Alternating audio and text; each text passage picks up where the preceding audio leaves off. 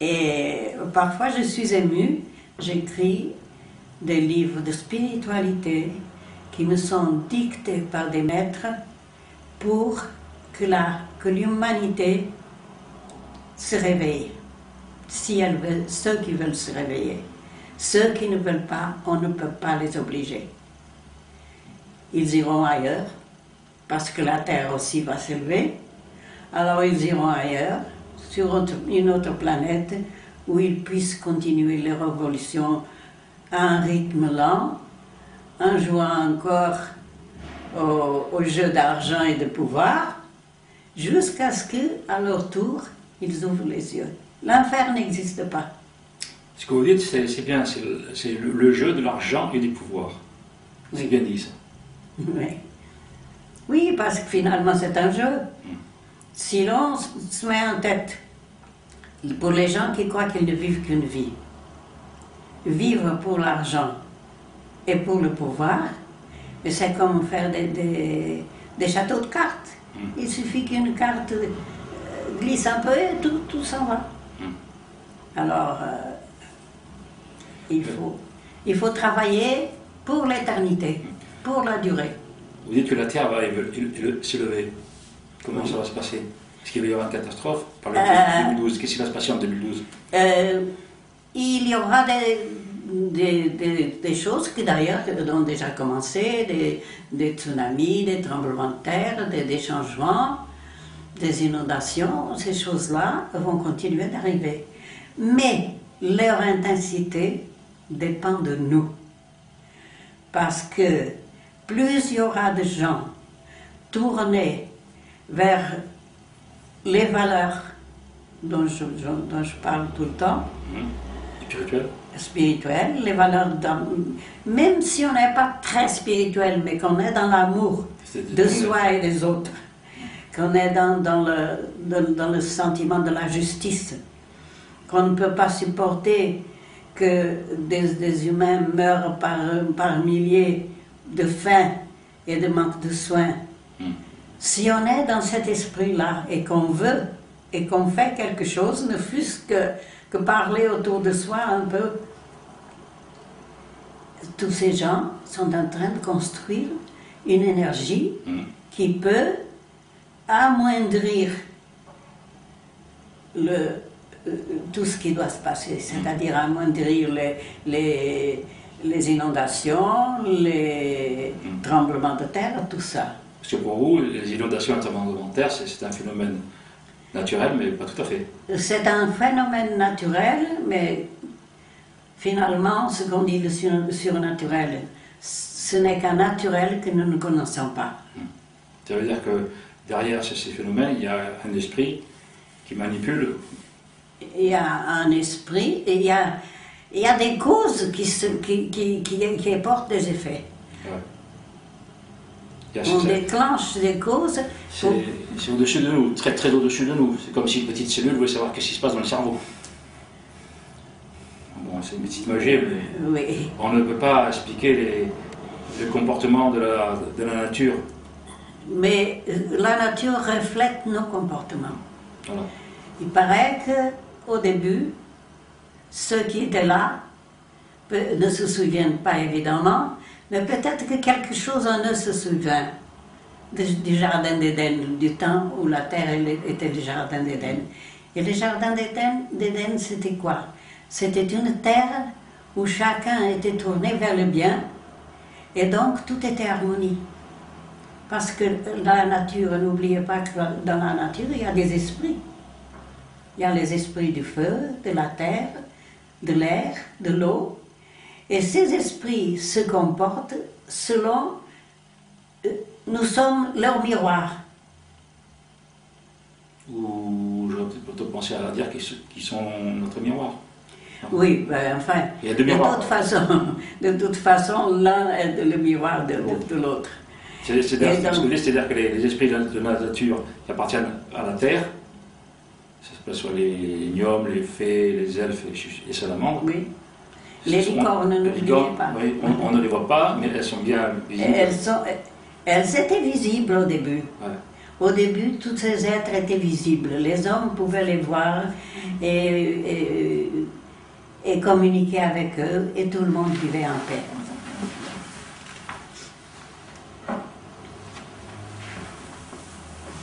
Donc ces êtres qui sont là, oui. La licorne, c'est ça? Oui. Et là, vous avez... C'est une fée. Une fée. Bon. Une fée. Ces êtres-là, ça vivait dans un autre monde, en parallèle avec nous? Oui, oui. En parfait accord? Oui. En parfait accord, non plus. Parce qu'avec tout ce que nous faisons contre la terre, oui, contre les éléments, contre tout ce qui constitue notre milieu, oui, nous les dévions de leur mission et nous les obligeons à des actions que normalement ne seraient pas la leur. Oui, je comprends. Donc, et c'est ça que fait le groupe Le Grasal, c'est de travailler à la réconciliation de l'humanité avec les êtres de la nature. Donc c'est la première étape en fait, pour que l'homme puisse sortir de la crise. C'est déjà une étape aussi intérieure, personnelle, individuelle. Oui. Oui. Oui. Mais d'une manière collective, qu'est-ce qu'il peut faire de manière collective? Essayer de retrouver l'esprit de la nature? Pas forcément. Si vous respectez la terre, si vous évitez de faire des déchets, si vous économisez l'eau, les énergies, déjà vous faites un geste pour la terre. Et en faisant un geste pour la terre, vous entrez dans une relation harmonieuse, une relation d'amitié avec les êtres de la nature. Donc vous n'avez pas besoin, ceux qui veulent le font. Moi, je leur dis tous les jours mon amour, je leur envoie lumière et amour. C'était l'évolution. L'évolution. En fait, ces individus faisaient partie de l'évolution, mais on ne le savait pas. Oui. On l'a su, mais on l'a oublié. On a oublié, oui. La pire des choses qui nous est arrivée, c'est d'abord de nous laisser séduire. C'était un péché de naïveté. On s'est laissé séduire par des mirages, et ensuite on a oublié. On a oublié qui on est, parce que nous sommes tous des enfants divins, les fils et les filles de Dieu. Et on a dit des religions que Jésus avait dit, je suis le fils de Dieu, on parle de fils unique. C'est pas vrai. Il a toujours dit, mon père est votre père. Nous sommes tous des enfants divins. Mais il y a ceux qui se sont hissés à leur dignité d'enfants divins, et puis il y a tous les autres qui sont encore dans ce que nous disions tout à l'heure, le jeu de l'argent et du pouvoir, et oublient tout le reste. Alors ces maîtres ascensionnés, comment vous les ressentez? Est-ce que vous les visualisez dans un état second? Est-ce que vous les entendez? Comment vous recevez leur message? D'abord, j'ai dû me préparer. Et mon premier instructeur, ça a été l'archange Michael. Il m'a parlé, je n'entends pas des voix, mais je sens que quelqu'un me parle et me dit des choses qu'il y a une seconde, je ne savais pas. Donc, il m'a parlé au Mont-Saint-Michel. Ah ben c'est le bon endroit là. C'est le bon endroit. C'est le bon endroit et c'était le bon moment. Vous savez, quand vous êtes au bon endroit, au bon moment, des choses arrivent. Et moi, j'étais loin que ça m'arrive. J'ai dit qu'il y avait beaucoup de paix et d'harmonie dans cet endroit. Et j'ai senti que quelqu'un me disait, cette paix et cette harmonie peuvent être tiennes si tu le veux. Et sans avoir besoin de réfléchir, j'ai répondu, oui, je le veux. À partir de là, entre mes mains sont tombés des livres qu'il a dictés à une Américaine et qui contiennent non seulement des informations, mais des exercices, des méditations Et moi, pendant 2 ans, j'ai fait tout ça, toute seule. Ici, et je me demandais, mais dans cette ville, pourquoi il n'y a personne d'autre qui fait ça? Pourquoi je ne trouve personne qui soit dans les mêmes courants que moi? Nous sommes à Salon, la ville de Nostradamus. Hein. Oui. Et ça m'étonnait qu'il n'y ait pas d'autres personnes sur ces courants. Évidemment, il y en avait, mais à cette époque-là, je devais être seule pour faire mon travail de purification, d'élévation. Et quand j'étais prête, j'ai eu l'opportunité d'être mise en contact avec les maîtres ascensionnés. C'est Michael qui les a mis en rapport. Ou ce sont eux qui sont venus? C'est difficile à dire. On m'a dit qu'il y avait une personne qui venait donner une conférence à Cornillon. Il y a à Cornillon un groupe qui donne des conférences sur des sujets variés, mais tous en rapport avec les nouvelles énergies. Et quelqu'un m'a proposé d'aller à cette conférence. Et j'ai dit, une conférence sur quel sujet? Sur l'énergie d'amour.